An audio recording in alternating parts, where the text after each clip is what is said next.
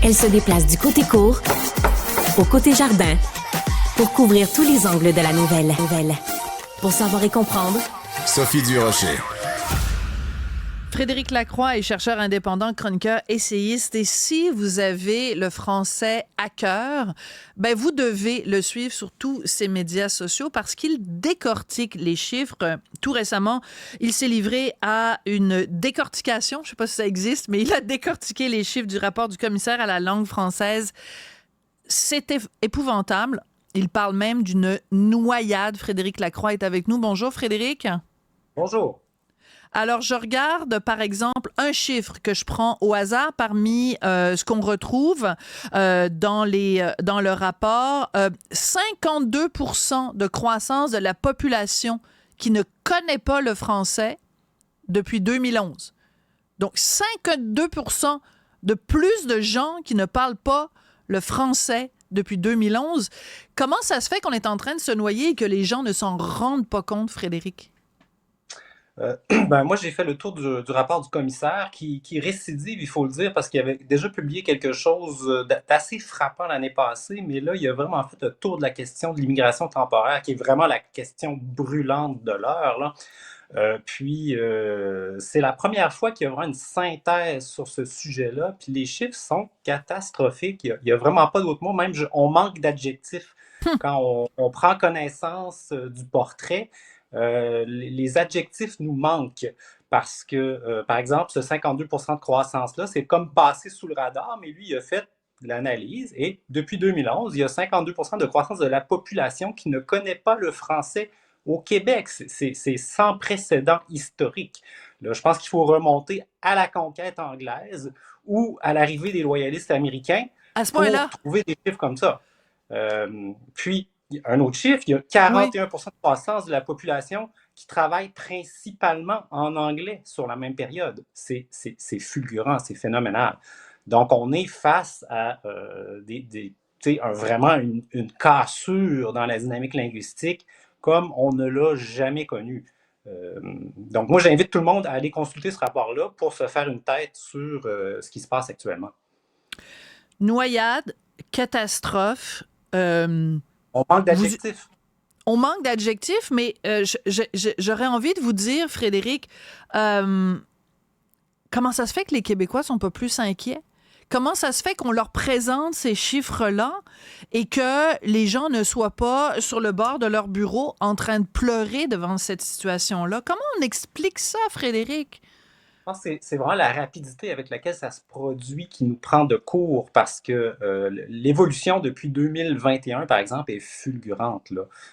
On est passé de 86 000, ça c'était en 2019, je crois, à 528 000 immigrants non permanents en 2023. Donc, il y a eu une multiplication de façon incroyable. On est face à une exponentielle, en fait. En mathématiques, c'est vraiment une croissance exponentielle.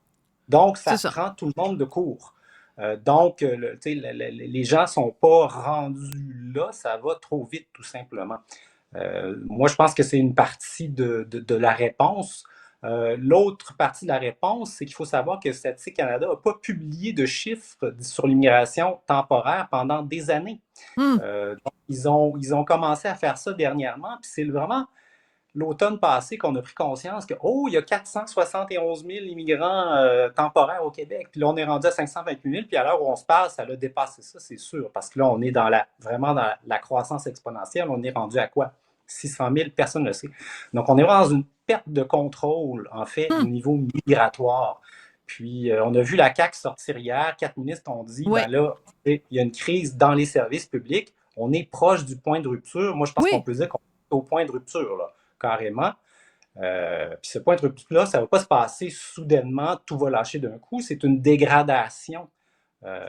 Puis là, il disait, par exemple, là, qu'il y a l'équivalent de 52 écoles primaires en termes de classes de francisation actuellement. Donc, on n'est plus dans un scénario où c'est une croissance de l'immigration planifiée, organique, où il y a question qu'on peut intégrer les gens. On a dépassé ça. Là, maintenant, puis c'est ce que le rapport du commissaire dit. Lui, il a évalué, par exemple, le coût d'intégrer de franciser les immigrants temporaires qui sont chez nous actuellement. Puis le coût, il arrive à quelque chose comme 12 milliards de dollars. Donc là, Oui, on n'est mais plus c'est important, dans un scénario où on intègre. Non, c'est ça. Puis Jean-François Lisée a chroniqué aussi là-dessus en disant on ne se rend pas compte, là, le train est passé. Ça donne rien maintenant de dire ben là, faut les franciser. On n'aurait même pas la capacité. Donc, je vous repose la question, Frédéric.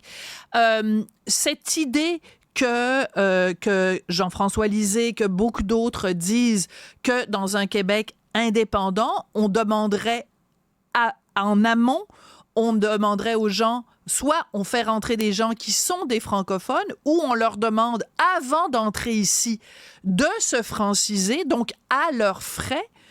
Ça semblerait être une meilleure solution que l'espèce de noyade à laquelle on est en train d'assister en ce moment. Actuellement, on n'a aucun contrôle. Ottawa a décidé de saboter le système d'immigration, puis le Québec a complètement perdu le contrôle. Puis on n'a pas le choix d'en venir là. Le commissaire aussi a évalué le temps que ça prendrait au rythme actuel pour franciser les immigrants temporaires actuellement sur le territoire. C'est-à-dire qu'on ferme les frontières. Ouais. Là, on essaie de franciser ceux qui sont là juste au rythme actuel, puis il y en a pour 18 années et demie. Donc, ça illustre un peu la démesure de la situation où la francisation, là, c'est une fiction. Donc, oui, là, à mon avis, on est rendu au point où il ne faut plus seulement faire des conférences de presse ou envoyer des lettres à Ottawa, il faut prendre action, puis si besoin est, des actions unilatérales, à mon avis. Moi, je pense qu'on en est là, sinon on va assister à l'effondrement de nos systèmes sociaux. Ben, écoutez, effondrement, catastrophe, noyade, je pense pas que ce soit exagéré. Je pense que l'heure est extrêmement grave et merci à vous d'avoir analysé ces données qui, je vous rappelle, émanent pas là, d'un sous-comité de ci puis de ça. Là. Commissaire à la langue française, un rapport sur l'immigration et la francisation à lire et à s'inquiéter. Merci beaucoup, Frédéric Lacroix. Merci à vous.